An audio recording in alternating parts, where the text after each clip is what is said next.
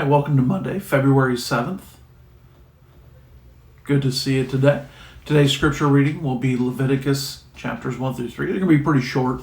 I was tempted to make it 4 chapters for you today, but let's go ahead. I'm not sure if I remembered to cover Exodus before we got to Exodus as a book, but we'll certainly make sure we do that today for Leviticus. Now, Leviticus means pertaining to Levi. Levi is the priestly tribe of Israel. And so Leviticus covers about a month. There's no physical movement for the nation of Israel during this time. The author of Leviticus, again, is Moses. Leviticus states 56 times that Moses was given the laws. Jesus was under the impression that Moses wrote Leviticus. All you have to do is compare Leviticus 14, 1 through 4 to Matthew 8, 2 through 4.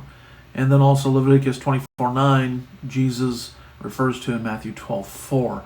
I tend to think that Jesus was probably correct.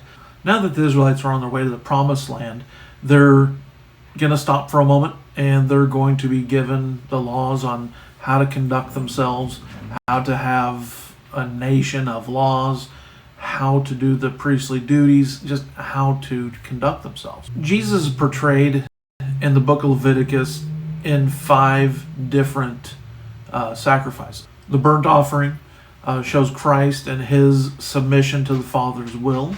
The meat offering pictures Jesus' perfect service. The peace offering is a picture of the fellowship of people who've had their sins washed by the blood of Christ, and that there is now a peace between them and God. The sin offering pictures Jesus as our guilt bearer, and the trespass offering pictures Jesus as the bearer of our sin. Leviticus will cover the high priest, the 7 feasts. And if you ever want a rundown of the feast, a lesson that you find by Chris Rhodes on the subject, he's really taken that on and really does well with it.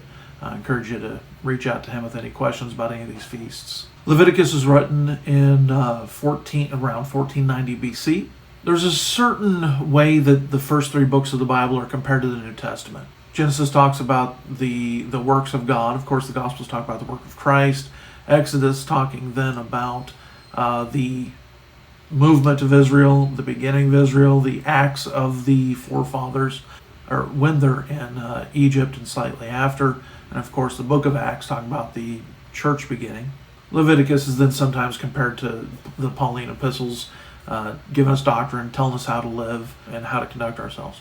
There are 27 chapters, 859 verses, and 24,546 words. Again, I didn't count. I'm trusting somebody else. All right, and here you see how you could divide up the book of Leviticus. I don't know if you want to take a screenshot of that, but just looking back here. And again, I have a file that's full of these, an Excel spreadsheet. I can send it to you anytime that breaks down every book. All right, the 3 chapters that we're reading today are fairly short. Chapter 1 talks about the burnt sacrifice. Remember, all of the sacrifices point to Christ. Everything that we're talking about here points to Jesus. That's why it's significant. That's why we're reading it.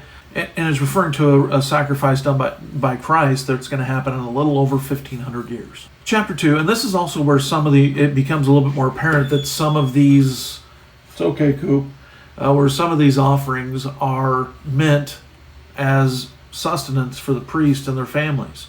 Why do I keep stuttering? Chapter 3 then has more directions for the offering.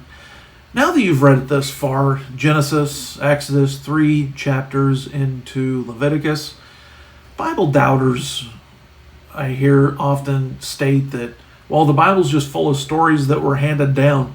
As you're reading Exodus and now Leviticus, do these sound like stories that were handed down? Exactly what portion of Scripture was handed down by generations, and these are the ones they stuck with? And I think that's part of the reason they're in there. The detail here, everything that it talks about, there is no way that these were just passed down. These are intimate details given to us by Moses and faithfully handed down and eventually compiled by Ezra to give us the Old Testament, from which we have a Bible now that we can trust completely. All right. Hey, easy reading today, just 3 short chapters.